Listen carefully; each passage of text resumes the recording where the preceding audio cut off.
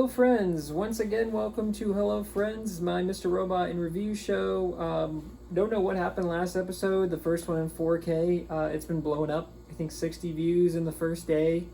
I don't know if people just like 4K, they like it because it's shorter. I'm not going to question it, but thank you guys so much for all the love that you've shown so far. Please subscribe to the channel. The views are great. And like, comment, subscribe, ring that bell notification anytime I put up a new video. This upcoming week, we're going to have some new content going up there, finally, so check that out. But yeah, welcome to episode 8 of Hello Friends, sort of the flagship show for this channel here. So again, I'm going to try to make these kind of shorter, around 35, under 40 minutes, hopefully. This episode, I think I have a lot of notes for, as we're kind of getting towards the end of season 1, but we're going to do our best to make those shorter.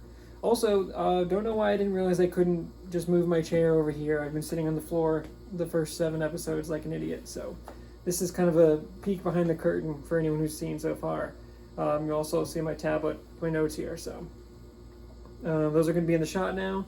Got kind of tired of sitting on the floor, so hopefully this is a better angle, and hopefully you guys will continue to join me through this journey. But here we go.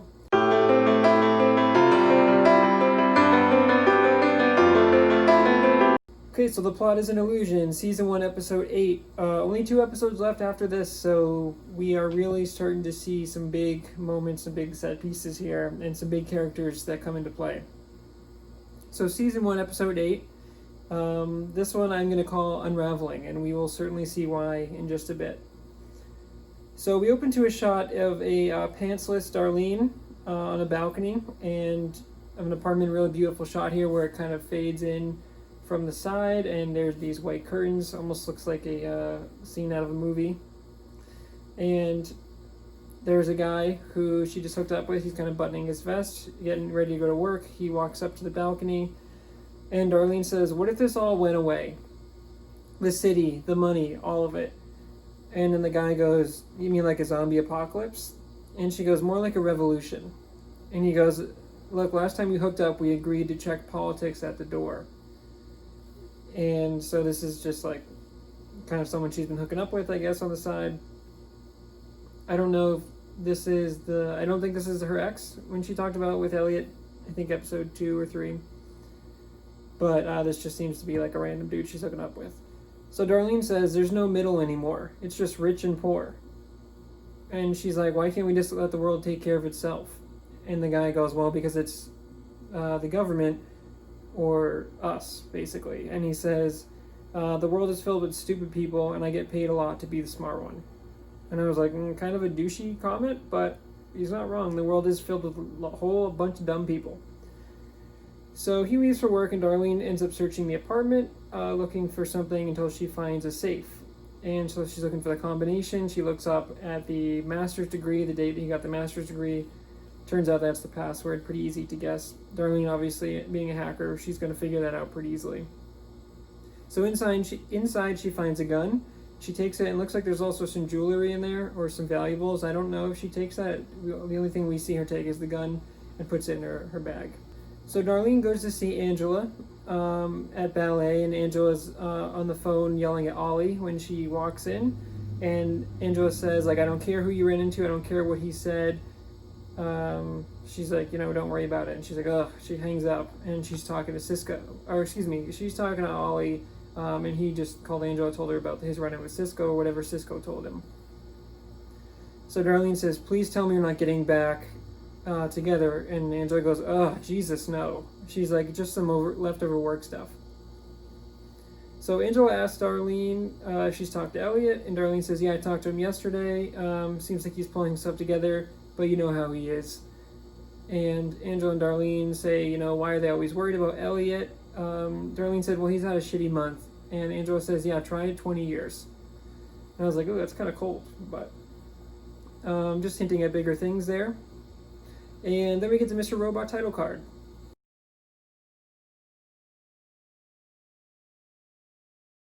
So then we cut to Elliot outside of Chris's office looking at the barn picture from a few episodes ago. And Elliot's talking to us. He says, I hurt Krista. I don't feel good about that. I hope you're not mad at me, but you have to admit she's just like everyone else. Too afraid to peek over that wall for fear of what they might see. So then we get a cut back to Elliot in his apartment. Krista's actually not in this episode, even though it does look like he is still seeing Krista, which will be interesting to see after last episode's big reveal at the end, where he reveals to Krista that he hacked her. He hasn't been honest with her, and now the wall is kind of broken down between them, so we'll see how that's going to evolve going forward. And so Elliot says to us, not me, that's what I do. I look. And then we have a hooded Elliot who walks across the street to a Mr. Robot who's waiting by the telephone pole, and he says, did you get everyone back for F Society? Mr. Robot just nods his head and they go on their merry way. Then we get Darlene on the subway where there's two Chinese men staring at her. Looks like they're part of Dark Army. And they get up and stand directly over Darlene on the subway. And one of the guys who's looking at the other guy, like he's talking to him, but clearly saying it so that Darlene hears him, says, tell him to follow the proper commands and the sequence will initiate. And then just walks away. So then we cut to F Society headquarters, or the arcade, where Elliot says they should be nearly ready to go for Steel Mountain. He installed a patch that will sync up to all 5 locations about 4 weeks ago, and he's been monitoring it daily. And Darlene comes in last minute, and she tells Elliot, Dark Army was on the subway. She tries to hand him the gun. And he says, look, I'm not even sure I'm the one they want to meet with, and besides, I don't even know how to use a gun. Which was funny. And Darlene says, no, you're definitely the one they want to meet with. And when you do, you need to be careful. And Darlene's kind of shaken up here, and she's really worried for Elliot's safety here. He goes, what are you doing? She says, I'm calling you from my phone, so you have my number. We need to look out for each other. Elliot's like, we're not supposed to have each other's numbers. That's a rule. And she's like, well, it's you and me now. And so Elliot leaves, and Mr. Robot kind of hears that, and he chases after Elliot as he's leaving, and he kind of pins him against the wall.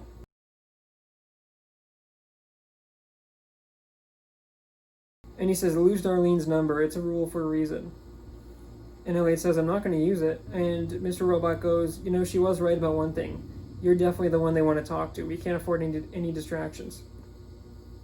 So then we get a cut to Tyrell Wellick, who is super paranoid, and a really good camera work here as the camera's like up in his face and close, kind of giving that almost like that fisheye or that wide lens kind of view, but you can tell he's like all out of sorts.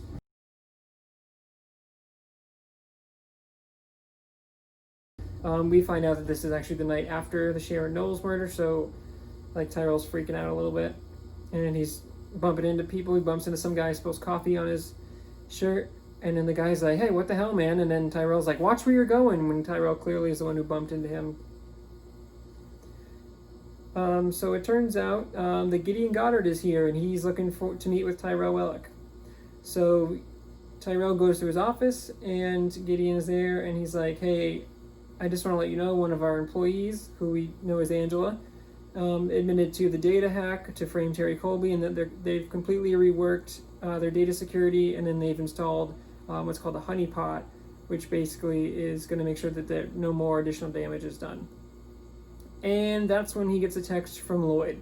So Gideon checks his phone, and we get this text from Lloyd here.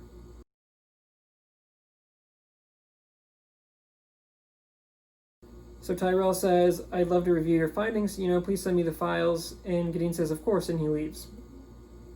Obviously, Gideon doesn't reveal to him that their system was just hacked, and it's kind of chaos over there. So Tyrell plugs in some headphones, and we got some opera music playing a good bit here, and he starts hacking on his desktop, and he just gets permission denied. There's a bit in there about F Society. He tries to access it, permission denied. And so he's really frustrated. His secretary comes in, and he's like, I specifically told you no interruptions. And she's like, I know, but she goes, the police are here. They want to speak with you. They found a body on the roof, and they want to speak with everyone there last night. Tyrell says, have them set an appointment, and I'd be more than happy to speak with them. She's like, don't you think you should speak to them now? And he just kind of walks away. So then we cut to Allsafe, where it's just complete chaos. Gideon's saying, check these files, check this, check that. We gotta fix this. And a hooded Elliot shows up, and Gideon just kind of stares him down. And in the previously for this episode. There was the flashback back to, I think, episode 3 when Gideon has them over for the dinner party, and he reveals, I had them investigate you, but they didn't find anything, of course. But as we've seen over the few episodes, the first 8 episodes really, Gideon doesn't quite trust Elliot yet, and now things are starting to pick up again, and he's like he suspects Elliot, and he's going to on to Elliot, and we'll dive into that a little bit deeper in just a bit. So Elliot says to us, this hack is far from devastating, more of a distraction, but what are they trying to distract us from? And that's when Ollie comes over, and I forgot he hadn't been fired yet, because he's worthless, and he tells Elliot, I need you to take these disk drives over to Blank's disks and get them wiped. And Elliot's like, why don't you just get one of the IT guys to do it, dude? He's like, I'm working here. And he goes, look, Elliot, everyone is swamped. And it's like, dude, terrible reasoning. Like, and you can just tell really good acting here, where it's just like all these characters just a dumbass, and he just doesn't get it. But he's like, hey bro, I need you to do this for me. He goes, your appointment's at 2:00. You cannot be late. And then my notes, I just wrote like, fuck off, Ollie. Like, dude, Elliot doesn't answer to you, dude. And he already told you, like, he doesn't do it. Also, this is where Ollie reveals to Elliot straight up. He's like, look, I want things to be cool, but he's like, I just don't like you. And Ollie just said that, and Elliot's like, okay, well, I'm not going to help you out now, obviously. And he says, why don't you leave right now? Elliot's like, it's only 12:00. And he goes, bro, just do me this solid. And then he like hits his desk a few times and then just kind of walks away. And I wrote, Ollie fucking sucks in my notes, because he does. He's terrible. So Elliot says, it wasn't just stress when he came over to my desk. He was scared. Let's see what he's hiding. And then hilariously, he just like logs into his Gmail, because he's like already hacked him. He already got his username and password. And that's where he finds all the emails connected to Angela. And he's like, why is Angela connected to this? And it says like, this hack is your fault. Very like obvious emails. They don't even try to like hide it or use code words or anything. So we cut to Joanna and Tyrell,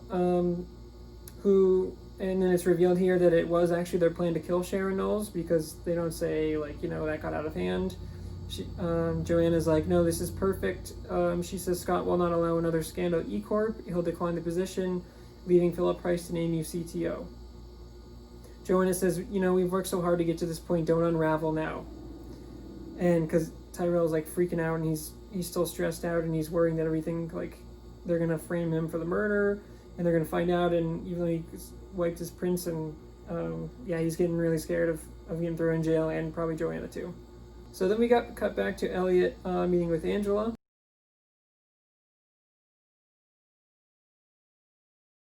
And he's like, why didn't you tell me? Angela says, you weren't around. He goes, yeah, I kind of had a rough month. And then she's like, oh, yeah, you're right, I'm sorry. With Shayla dying and everything. So Angela says, something's going on with you, Elliot. She goes, you have not been the same the last couple of months, and this happened before Shayla. I'm going to repeat that, because this is going to be a big picture item we're going to come back to at the end. Angela says, Elliot, you have not been the same the last couple of months, and this has happened before Shayla. So she's saying, dude, you're acting weird, and it wasn't the Shayla thing. This was happening before all that. And she says, just tell me what to do, because the only solution I can think of is to give up. And Elliot says to us, hackers, we inherently trust no one, not even each other. There will always be this divide. My wall she can't look over. And she knows it. So then we cut to Elliot arriving at Blank's disk, and Elliot says to us, trust issues. The Dark Army is taking extraordinary steps to make sure this meeting is exactly how they want it. And he says, is that why the infamous White Rose is so legendary? Because he's more paranoid than the rest of us? And at this point in the episode, I wrote in here, Sam Esmail got me. Because even though I've seen this series front to back before, I did not realize, or I forgot, that when Ollie said, the 2:00 appointment is where you need to go, this is actually the meeting with White Rose. And so I didn't pick up on that. And so that's kind of a big turn there. And Elliot says, it's Elliot Alderson. And they let him into a back room, and it turns out this is like a really cool aesthetic shot with like these blue chairs, and it almost looks like a basement down there. And Elliot says, they brought me to a Faraday cage. And he says, a room specifically designed to prevent electromagnetic interference. He's like, no hacking, no Wi-Fi, no signal. So that's when Elliot checks his phone. He's got no service. And then we get our first shot of Hamburger Man. Hamburger Man will be in this show going forward. And then I did some research on here. This was actually just an unnamed Dark Army lab tech. And then they actually continue that bit through the series, as we'll see. This guy, Hamburger Man, he's just always eating. I don't think he's eating a hamburger in this shot, but he's always eating, and he's always got that same like hazmat suit, basically, so that was funny. He doesn't say anything. Elliot's like, I think I'm here to meet you, and he just is eating. He gets up, and then he just like leaves the room, and Elliot's like, am I supposed to follow you? So that was a funny bit there. And then boom, White Rose has appeared, and this is our first time we see White Rose.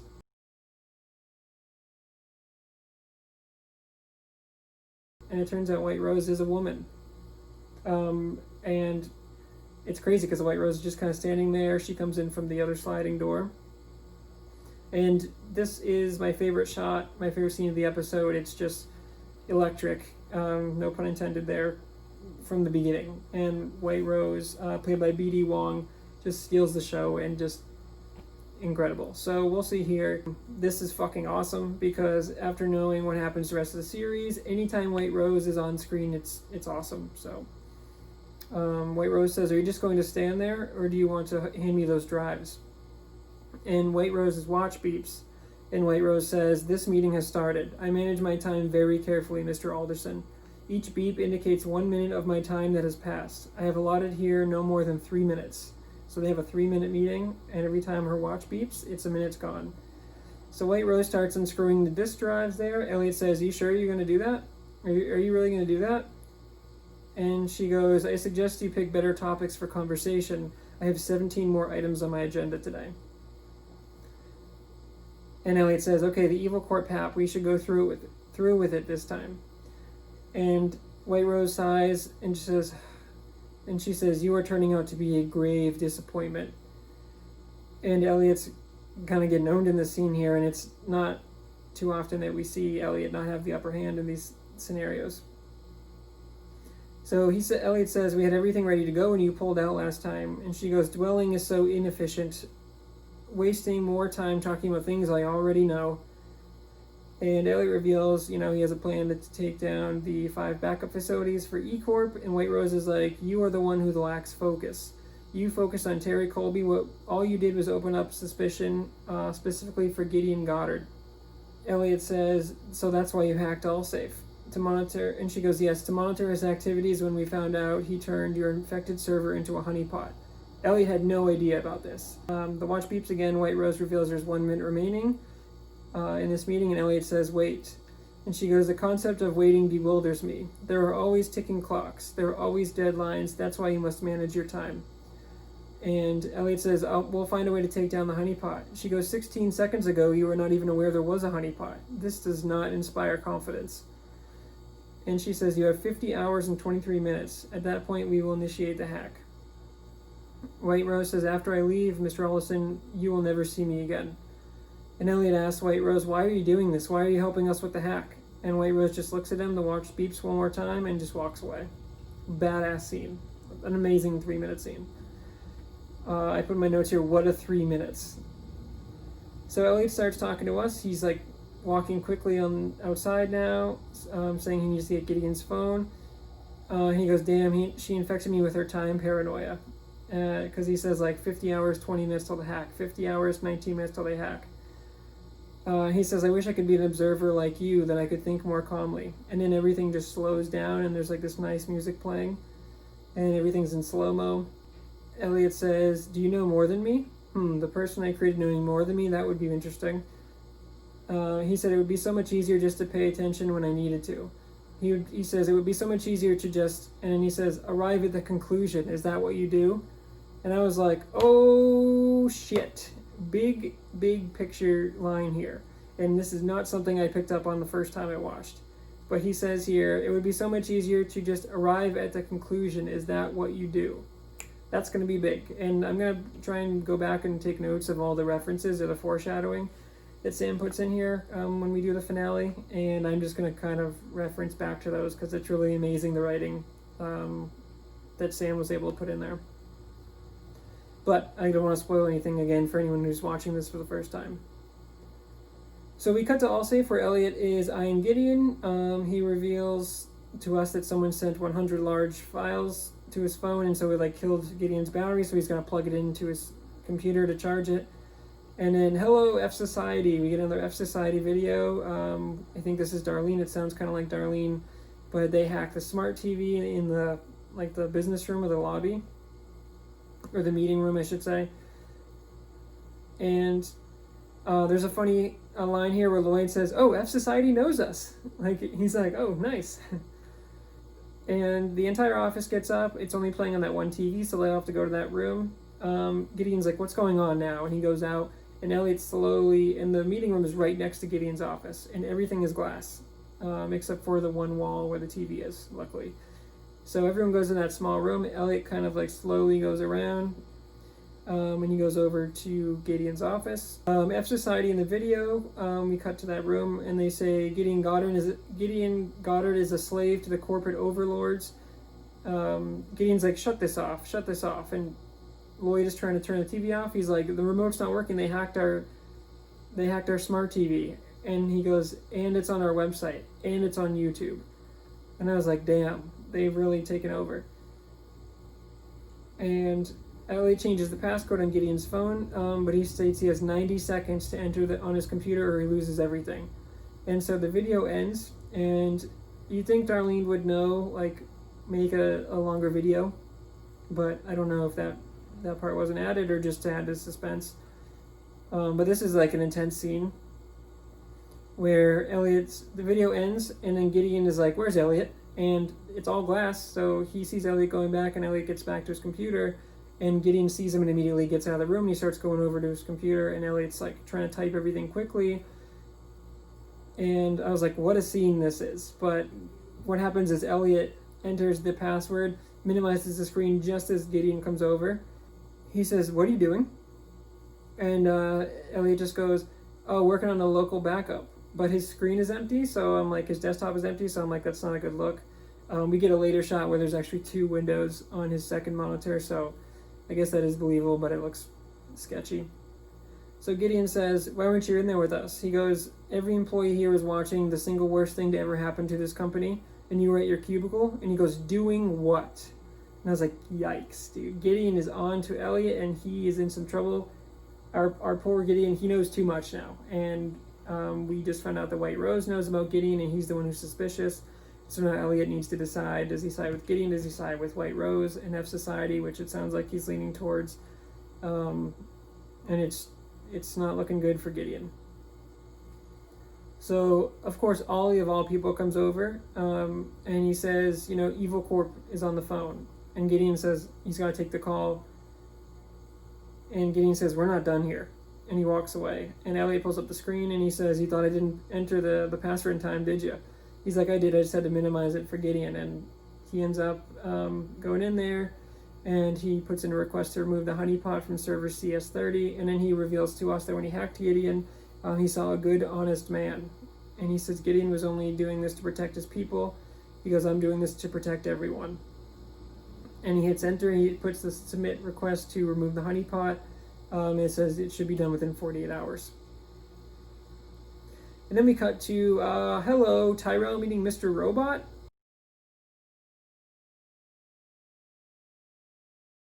I think this is the first time these 2 characters have ever interacted. And so Tyrell says we should be allies. Mr. Robot disagrees. He says, the only thing you need to do regarding me is nothing. And Tyrell threatens him, and he says, "I'm going to reveal your dirty little secret." And honestly, I forget what that is. I'm trying to look ahead in my brain here and think about everything I've learned since the finale. And I don't really remember, based on the twists and turns that we'll see, what his dirty little secret is. So this was a big shock for me too. I was like, oh, what is that? So Tyrell comes home, and he's just pissed because not only are the police getting involved now, but Mr. Robot's kind of talking back to him. And so he comes home and he just starts chugging vodka, half a bottle.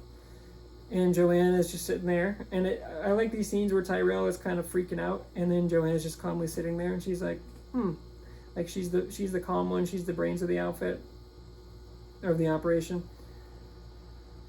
And so Joanna reveals that the gala has been canceled. She says maybe Scott will decline the position now and you'll be named CTO. And Tyrell says it doesn't matter now.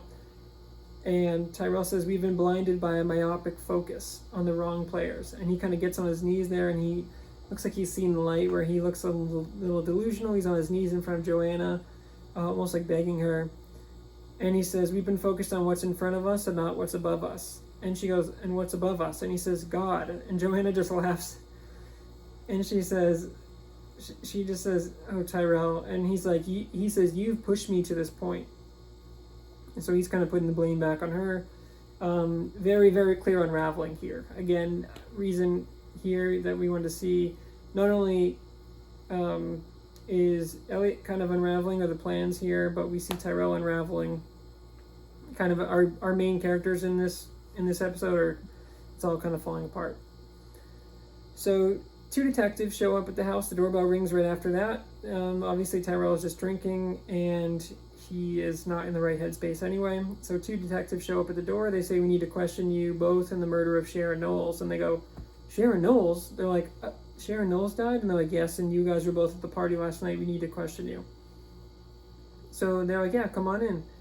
And so Joanna says, can I get you some tea or some water? And they say, yeah, that'd be great. So Joanna goes to the kitchen, and they say, okay, Tyrell, when was the last time that you saw Sharon Knowles? And Tyrell's just quiet, and they're like, Tyrell, are you okay? Like, Mr. Wellick, are you okay? And that's when Joanna screams.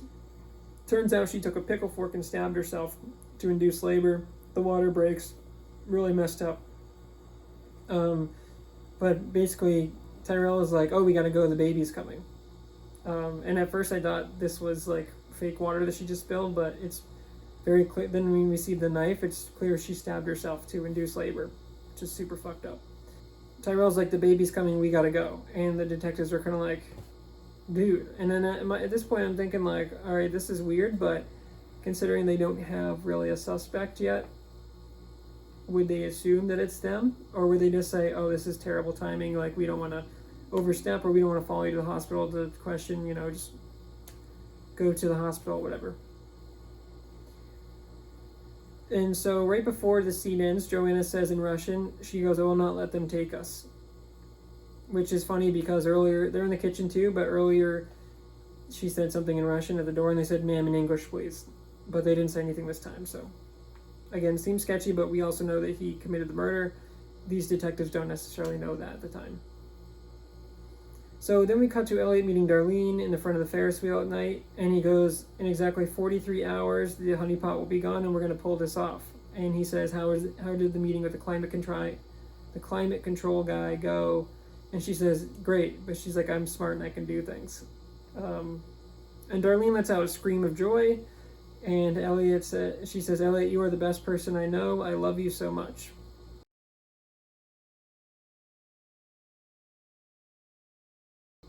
At this point, we're like, she loves him, and we're like, what? We thought you don't really know Darlene. We don't really know Darlene that well. We thought they were just working together for F Society. So Elliot goes to kiss her.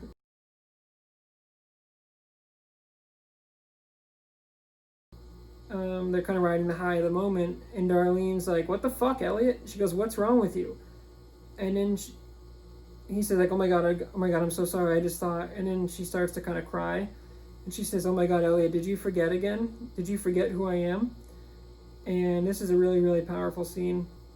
And then she goes, Elliot, I need you to tell me who you think I am right now. And Elliot says, you're Darlene. You're Darlene. And he just keeps saying, you're Darlene. So Elliot then says to us, I know what she's going to say. And then she goes, and then Elliot completes her sentence and he says, you're my sister. And then he puts on his hood, like he remembers, he puts on his hood, he walks away. Then we get this really cool sequence of Elliot starting getting all these childhood memories flooding back all at once, where he talks about, she tried to run away in 3rd grade. How come I didn't remember that? She slept in the same bed when our mom was mean to us. Why did I forget that? Am I crazy? Am I going crazy? And like the subways are going by. It's a really cool scene where he's freaking out, and we're wondering, why did he forget that too? What's going on? It's been hinted that something is going on with Elliot for almost 8 episodes now, but this is the first kind of big shock where we're like, Darlene is his sister? Like, what's happening? And that's crazy. We didn't even think he knew Darlene before the episode started, or 8 episodes ago. And then Elliot said, he's freaked out. He pulls the camera, and he goes, "Are you in on this too? Have you been in on this the whole time?" And he throws the camera down, kind of breaking the fourth wall there. And Elliot gets back to his apartment. He says, "How could I forget a whole person like that? I should have never created you. I should have stayed on the meds and listened to Krista." And he goes, "I avoid myself. Why? I'm afraid." And then we get him looking in the mirror, and a really cool cut between his face, Mr. Robot, the F Society anonymous mask here, and then he says, "See me, Elliot Alderson, I am here." And he punches the mirror, and he says, "Now I'm gone." And then we get Elliot getting a call from an unknown number. This is probably Darlene, but it's like an 800 number, or like a 259 number or something. But Mr. Robot said, you need to erase Darlene's number for a reason earlier in the episode. I think Mr. Robot took his phone and erased it. This is probably Darlene calling. He just throws the phone. So Darlene or someone is trying to reach out and they can't reach him. And then we get Hooded Elliot, who sits down at his computer and says, "We have to hack me." And he says, and he puts an Elliot Alderson into his hacking. And he goes, "Nothing, no identity. I'm a ghost." He goes, "Did I erase myself?" And he finds one blank CD in his digital cemetery, and he loads it in there. His knuckles are bloody from punching the mirror. And he uncovers pictures of Mr. Robot. And this is kind of a big shock. And then eventually Mr. Robot with what appears to be a young Elliot.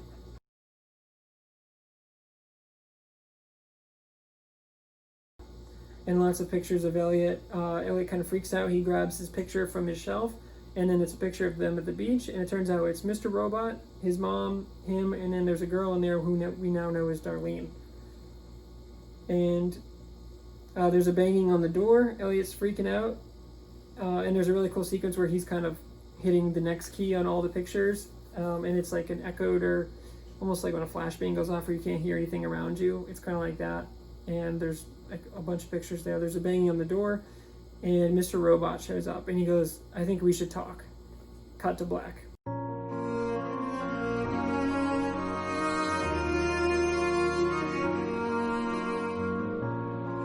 Okay, so for this one, these scores are getting really hard because every episode I've put a higher score, and I don't want to just make it so that I have something at a 10 and then everything is at a 10, because I don't think everything is at a 10, although I do think the show is hard to score episode to episode because there's so many great episodes that they're all going to be, I think, high 9s from here, or mid 9s. It's going to be hard for me to put an episode in an 8, but I also do want to be fair and objectively score it as best I can. So this one, I'm going to put a 9.6. I was going to put it like a 9.4, but this is where it gets tricky because the last one I put as a 9.5. I thought this was a stronger episode, and so if I put it at a lower score, then I'm saying that that's a worse episode than the last episode, which I don't believe. So yeah, we are probably just going to get a lot of equal scores going forward, where if this is a 9.6, if there's an episode that's really similar to this, instead of putting it at a 9.7 or just keep going up, I'm probably going to maybe put it at 9.6 or maybe a 9.5. That doesn't necessarily mean that this one is better. It just means that they're so equal in value and quality that I have to kind of draw the line somewhere. But yeah, 9.6 for this one. Just so many great moments in here. I mean, we get the two big reveals at the end here. Darlene being his sister and Mr. Robot now being his dad. And so those are like two huge reveals back to back at the end of the episode. And we get the first appearance of White Rose, which is crazy. The best 3 minutes of the episode by far, in my opinion. And, we get Tyrell getting interrogated there. We get Tyrell meeting with Mr. Robot. Just a whole lot of good scenes here. Angela and Elliot kind of breaking down that wall. Just start to finish, really, really great episode. I think 9.6 is a pretty fitting score.